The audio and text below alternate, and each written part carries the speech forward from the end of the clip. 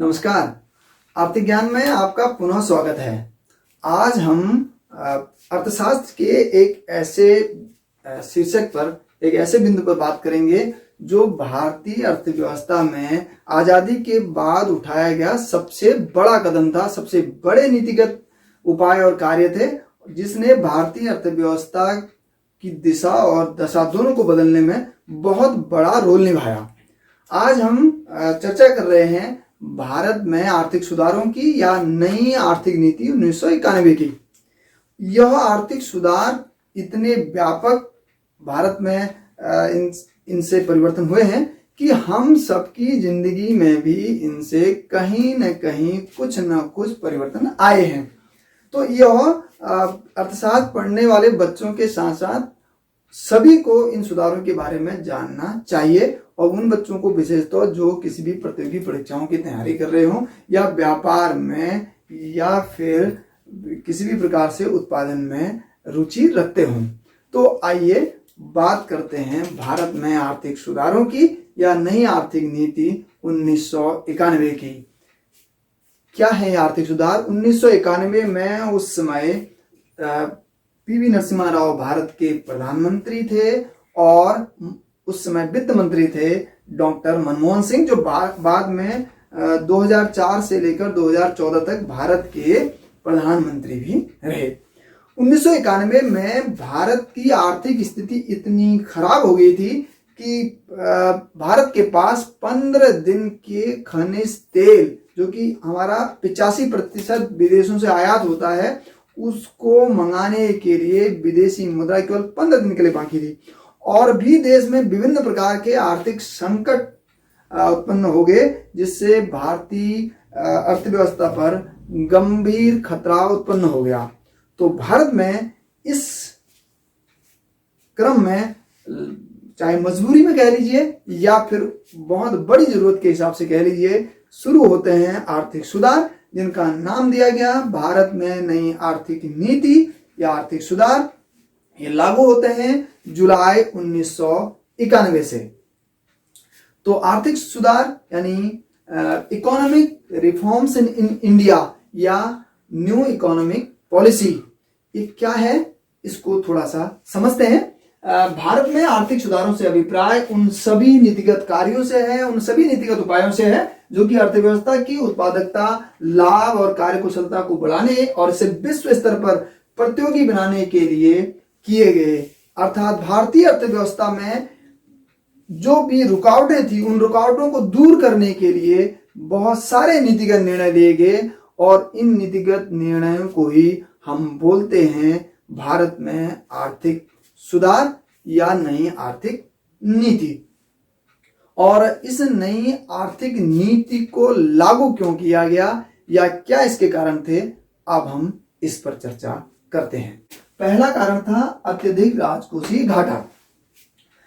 जैसा मैं बता रहा था कि भारत में चूंकि समाजवादी जो विचारधारा थी वो ज्यादा उसमें प्रबल थी, और भारतीय अर्थव्यवस्था मिश्रित अर्थव्यवस्था थी, और ज्यादातर निर्णय सरकारी स्तर पर होते थे और कंपनियां भी सरकारी काफी थी, यानी सरकार जन कल्याण के कार्य भी काफी करती थी। तो इस लिहाज से सोचा जाए तो भारत में जो सरकार के आय और व्यय में बहुत बड़ा अंतर हो गया, और सरकार का जो घाटा था वह घाटा 1980 में जीडीपी का 5.6% था, और 1990 आते आते यह जीडीपी का 8.2% हो गया। यानी एक साल में किसी देश की घरेलू सीमा के भीतर जो अंतिम रूप से उत्पादित वस्तुओं और सेवाओं का कुल मूल्य होता है, कुल बाजार मूल्य होता है, उसका 8.2% सरकार का घाटा हो गया।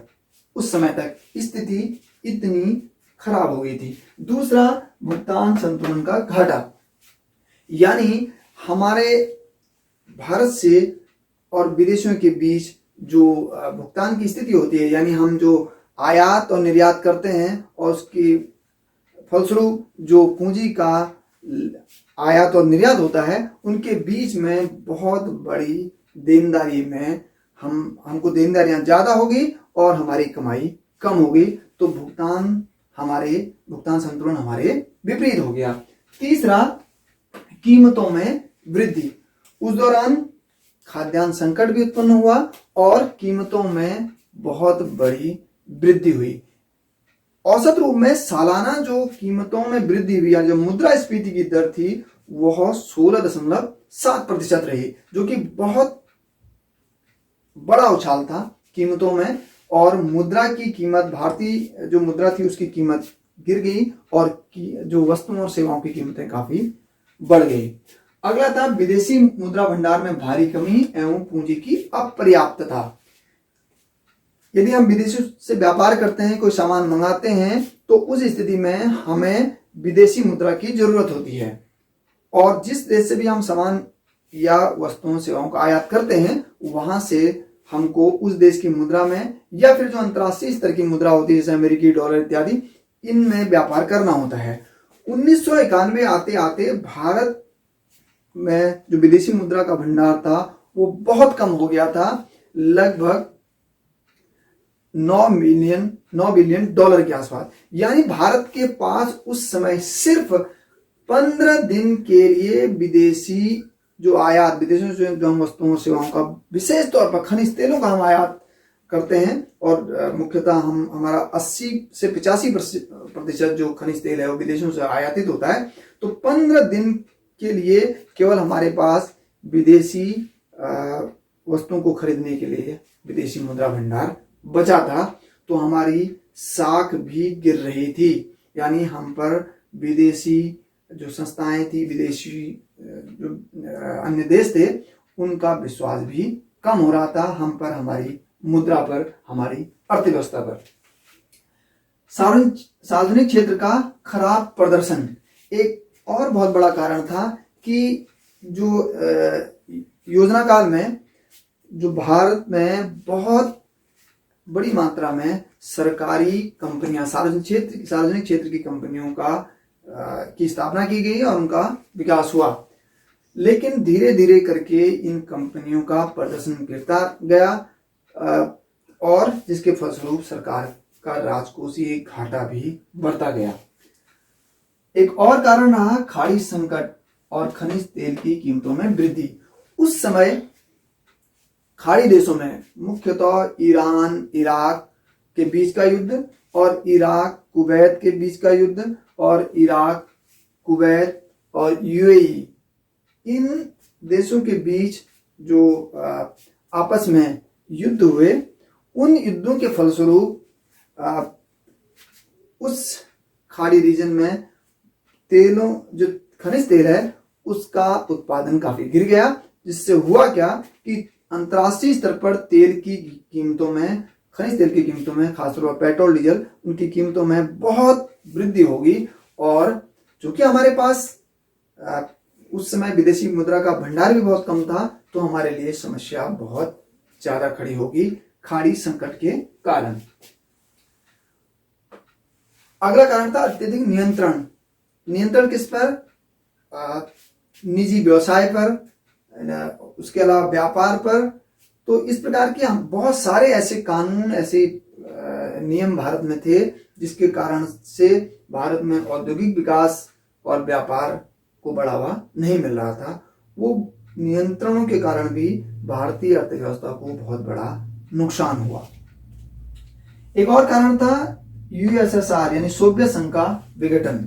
सोवियत संघ दुनिया में समाजवादी अर्थव्यवस्था का धुरी थी और उस वामपंथी धुरी यानी सोवियत संघ का 1991 आते आते विघटन हो चुका था और उसके 15 राष्ट्र बन चुके थे। तो चूंकि वह विचारधारा से भारत भी प्रेरित था और उसके फलस्वरूप भारत में भी बहुत बड़ा आर्थिक संकट 1991 आते आते आ गया। तो सोवियत संघ के विघटन के कारण भी भारत में बहुत जरूरी हो गया कि अब हम जो मिश्रित अर्थव्यवस्था में हमारा समाजवादी झुकाव है उससे कुछ नया सोचें और भारत में आर्थिक सुधार बहुत ही जरूरी हो गए। और चूंकि भारत के पास विदेशी पूंजी नहीं, बहुत कमी थी, विदेशी मुद्रा भंडार की कमी थी, राजकोषीय घाटा बहुत बढ़ गया, हमारे देश की मुद्रा की कीमत बहुत कम हो गई, कीमतों में बहुत बड़ा उछाल आ गया, हमारे पास विदेशों से आयात करने के लिए, खासतौर पर खनिज तेल के आयात के लिए केवल 15 दिन का विदेशी मुद्रा भंडार था। यानी कुल मिलाकर अर्थव्यवस्था की स्थिति बहुत खराब हो चुकी थी। तो हमारे पास विकल्प था कि हम अपने भुगतान संतुलन को कैसे अपने लिए ठीक करें और विदेशी मुद्रा को कैसे अपने देश में हम बढ़ाएं, साथ साथ में देश की अर्थव्यवस्था को नई गति कैसे दें, इन संकटों से कैसे उबारें। तो इसके लिए उस समय भारत सरकार के पास जो मुख्य उसमें ऑप्शन थे वो ये थे कि अंतर्राष्ट्रीय मुद्रा कोष और विश्व बैंक, जिसे हम IBRD भी कहते हैं, उनसे लोन लेना या कर्ज लेना। और उन दोनों ने कर्ज दिए, लेकिन अपनी कुछ शर्तें रखी और उन शर्तों के फलस्वरूप या उनके दबाव के फलस्वरूप भी भारत में आर्थिक सुधार लागू हुए। यानी हम नई आर्थिक नीति लाने के लिए हमको मजबूर भी होना पड़ा और हमारे लिए जरूरी भी हो गया। अब बात करते हैं, ये तो हो गई हमारी आर्थिक सुधारों की आवश्यकता और लागू करने के क्या कारण रहे। अब हमने जो आर्थिक सुधार लागू किए उसके लिए हमने अपने कुछ उद्देश्य रखे। जब भी हम किसी प्रश्न के कारणों में जाते हैं या किसी घटना के कारणों में जाते हैं तो उसका समाधान करना ही उससे निजात पाने के लक्ष्य होते हैं या उद्देश्य होते हैं। तो चूंकि ये हमारे बहुत सारे ऐसे कारण थे जिस कारण से हमने आर्थिक सुधार लागू किए, तो आर्थिक सुधार लागू करने के जो उद्देश्य हैं वो निश्चित तौर पर इन संकटों से उबरना ही होगा। तो पहला उद्देश्य था आर्थिक सुधार लागू करने का भुगतान से इसमें असंतुलन को दूर करना। यानी जो विदेशों से हमारा भुगतान का असंतुलन था, यानी हमको ज्यादा विदेशों को पैसा और हमारा जो निर्यात था कुल मिलाकर उसकी कीमत हमारी कम थी और जो हमारे आयातों की कीमत ज्यादा थी, तो ये बीच का जो असंतुलन था इसको दूर करना। दूसरा, मुद्रास्फीति को नियंत्रित करना, यानी जो हमारी मुद्रा की कीमतों में गिरावट हो रही थी, हमारे देश के रुपए की कीमत में बहुत बड़ी गिरावट थी और उसके फलस्वरूप जो मुद्रास्फीति है वो बढ़ रही थी, उसको नियंत्रित करना यानी उस पर नियंत्रण लगाना, इसका एक बहुत बड़ा उद्देश्य था। तीसरा, विदेशी मुद्रा भंडार में वृद्धि करना। अब विदेशी मुद्रा भंडार हमारा बहुत कम था, जैसे मैं आपको कह रहा था। आप समझ सकते हैं कि वर्तमान में हमारे देश में जो विदेशी मुद्रा भंडार है वो लगभग 439 बिलियन डॉलर के आसपास है, जबकि उस समय हमारे पास सिर्फ 9 बिलियन डॉलर 1991 में विदेशी मुद्रा भंडार रह गया था। तो हम अपने उस उद्देश्य में काफी हद तक सफल हुए हैं। तो यह उस समय का एक बहुत बड़ा उद्देश्य था आर्थिक सुधार लागू करने का। आर्थिक विकास को बढ़ाना, निश्चित तौर पर हमारे देश का आर्थिक विकास उस समय उसकी दर काफी घट गई थी, तो उस दर को बढ़ाना भी हमारा बहुत बड़ा उद्देश्य था। अर्थव्यवस्था का वैश्वीकरण एवं बाजारीकरण करना। हमारी अर्थव्यवस्था उस समय तक कह सकते हैं कि बहुत हद तक बंद अर्थव्यवस्था थी, यानी हमारी अर्थव्यवस्था का दुनिया के सारे देशों से सीधे संपर्क नहीं था या आयात निर्यात वस्तुओं, सेवाओं और साधनों का नहीं होता था।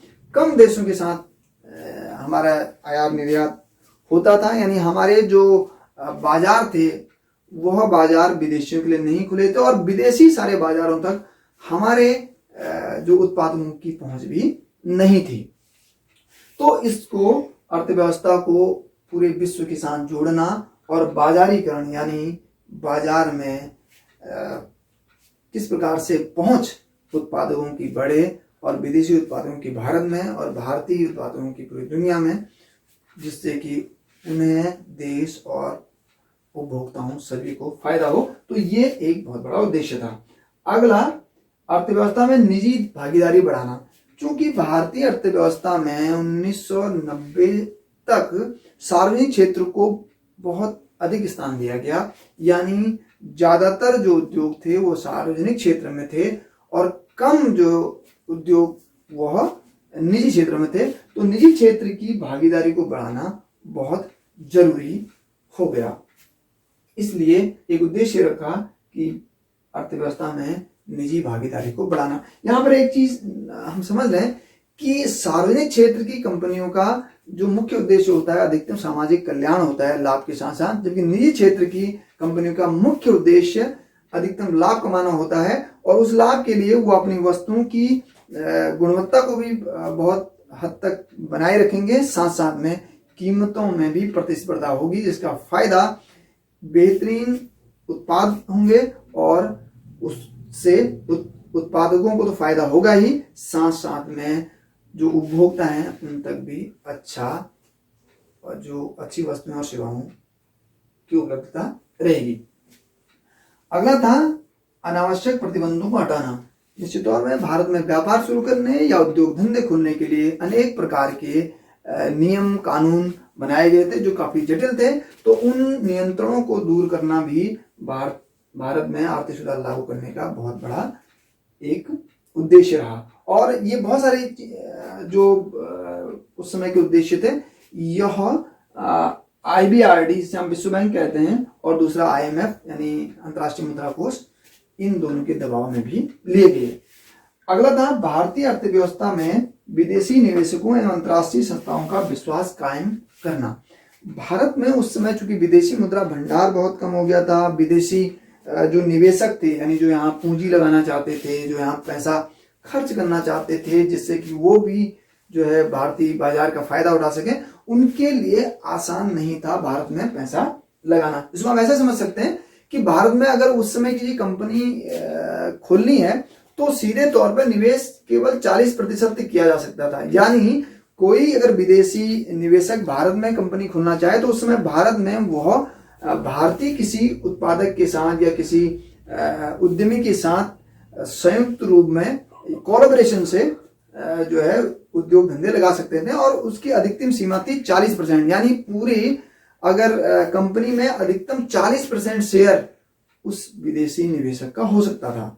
इसीलिए उस समय ज्यादा कंपनियों के नाम जैसे BPL, सानियो, डीशेम, Toyota, Hero, Honda, Escorts, Yamaha, TVS, Lucas, इसी प्रकार से सुजुकी जो कंपनियां थी आपस में कोलैबोरेशन, मारुति सुजुकी जो आज भी है, तो इसी प्रकार से बहुत सारी ऐसी कंपनियां उसमें जो है कोलैबोरेशन से भारत में खुली थी, और आज आप देखते हैं कि वो सब अपनी सीधे विदेशी जो निवेश है वो भारत में विदेशी कंपनियां सीधे करती हैं बिना कोलैबोरेशन के भी। चलिए अगले करते हैं कि भारत में चूंकि सार्वजनिक क्षेत्रों का जो कंपनियां थी उनका प्रदर्शन बहुत खराब हो रहा था, और उन खराब होने के फलस्वरूप भारत में नए रोजगार उत्पन्न नहीं हो पा रहे थे और लोगों की आय और क्रय क्षमता में भी कमी आ रही थी।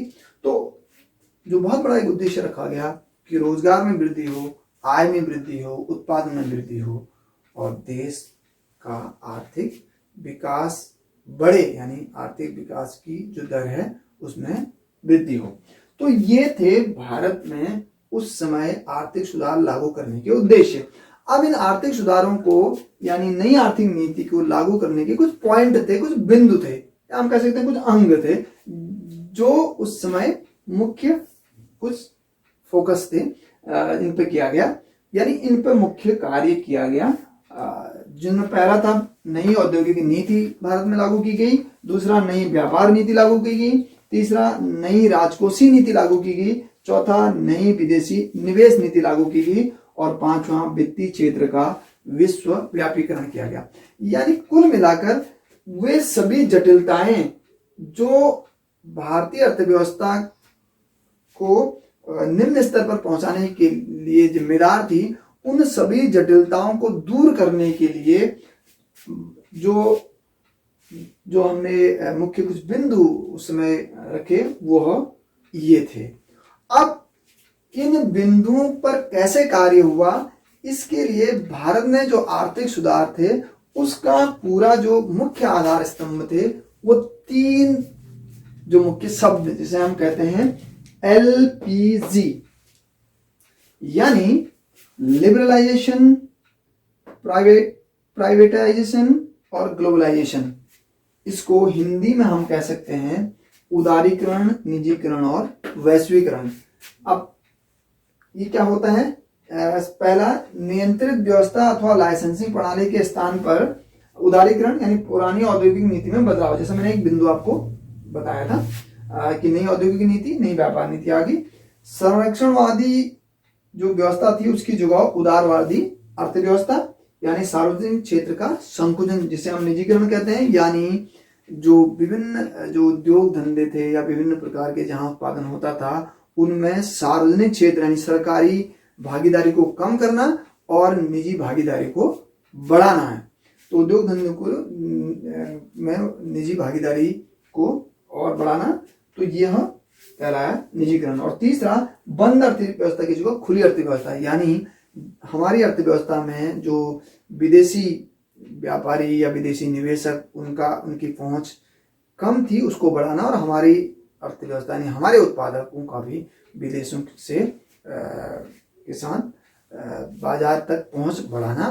तो कुल मिलाकर हमारी अर्थव्यवस्था को विदेशी अर्थव्यवस्था के साथ जोड़ना, और इसे हम कह सकते हैं आयात निर्यात विस्तार के लिए संरक्षणवादी प्रणाली के स्थान पर विश्वव्यापीकरण की नीति, जिसे हम वैश्वीकरण कहते हैं।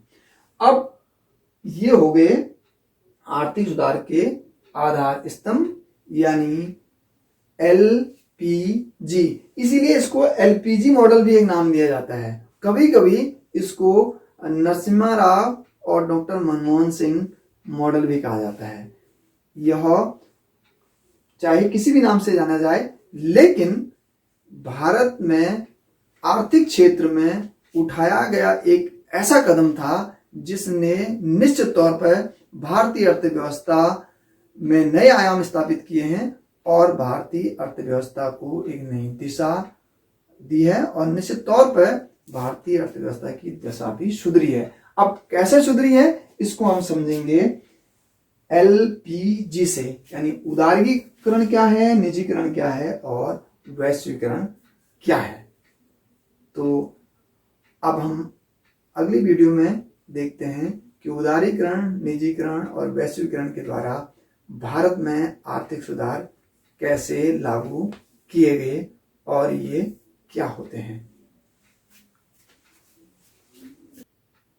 तो ये थे भारत में आर्थिक सुधार, उसको लागू करने के कारण यानी क्यों जरूरत पड़ी इन आर्थिक सुधारों की, और इन आर्थिक सुधारों को लागू करने के पीछे क्या उद्देश्य रखे गए, और आर्थिक सुधार का जो मुख्य आधार स्तंभ थे वो क्या थे।